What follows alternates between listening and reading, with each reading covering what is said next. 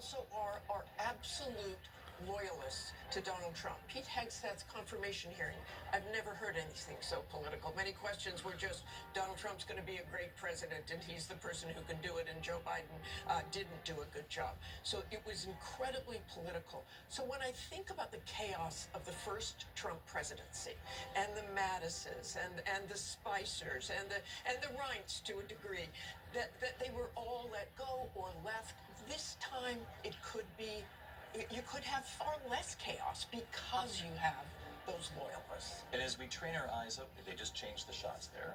This is what we call the live pool feed that all the networks are sort of sharing. But a moment ago, you could see Susie Wiles had taken a seat, grabbing a quick drink of water before this continues to play out. And John Santucci, I told you I would come back to it.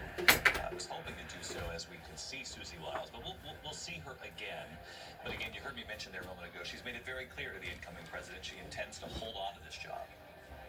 For 4 years, David, she said she would be by Donald Trump's side. And David, I'm going to play fashion police for 5 seconds. To see her wearing white, she's often referred to as the ice maiden around Donald Trump for her loyalty to the president-elect.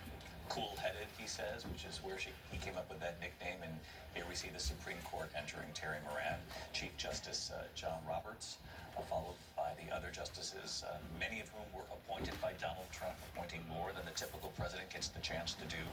The court now is significantly conservative-leaning, given Donald Trump's moves during his first administration. And John Roberts, the Chief Justice, Donald Trump hasn't always seen eye to eye with. You heard more from Donald Trump about members of the court than you typically do from a president. He's even talked about Samuel Alito in recent days and talked with him as well. That's right. There was a phone call recommendation for a clerk to Samuel Alito. A little bit out of the ordinary, but this is a court that is not just conservative, but it's pro-executive. And yes, Donald Trump has had his problems with Chief Justice John Roberts, but that immunity ruling that Roberts wrote changed the game for presidential power.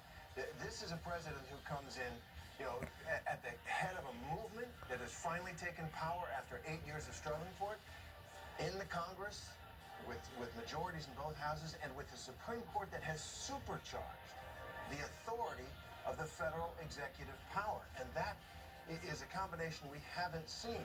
And the reason is, none of those justices were ever practicing politicians. We used to have practicing politicians, Senator O'Connor. None of those justices ever worked in state courts. These are federal government lawyers, most of them, and they have juiced the presidency, the majority, in a way that will certainly help Donald Trump accomplish his very ambitious objectives. I know it's a point, Mark Updegrove, that's not lost on you either. So much is made about Donald Trump and the mandate, even though from a popular vote standpoint, it was a relatively close election.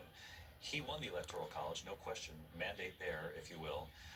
Does have the Congress, though very slim margins in the House and Senate. It'll still be quite a feat to get things passed, particularly when you're plucking members of the House to serve in your cabinet. Very slim margins there for the Speaker of the House. But as Terry points out, it's not just that the Republicans control the House, the Senate, and the White House, or are about to. It's the fact that the Supreme Court has given Donald Trump, whoever the next incoming president was, but now it's Donald Trump, significant power and protection now to do what they want. There's so many things that make Trump 47 different from Trump 45, David, and that's one of them. The broader powers of immunity that he has based on the verdict in the Supreme Court. Plus, as you said earlier, he has the fealty of his party. The party had resisted Donald Trump in 2016. He had people in the House and the Senate who resisted him during the course of his term. The Liz Cheneys and Adam Kinzingers in the House, the Mitt Romneys and John McCain's in the Senate. They're gone now. And there are so many Republicans who owe their tenure in the House. This is Trump, David. Thank you, Mark. We're watching Don Jr. Eric Trump now arrive. Barron Trump in the back. He stands about a foot taller than his brothers. They're tall themselves, but he's taller.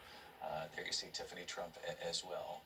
Barron Trump attending NYU in New York. Melania Trump has been asked, does she feel like an empty nester? And she said, not really. I raised him to be his own person. And she has said, I will go to the White House. I'll live there. I'll serve as First Lady. But I'll go to Mar-a-Lago when I'm needed, and I will go to New York.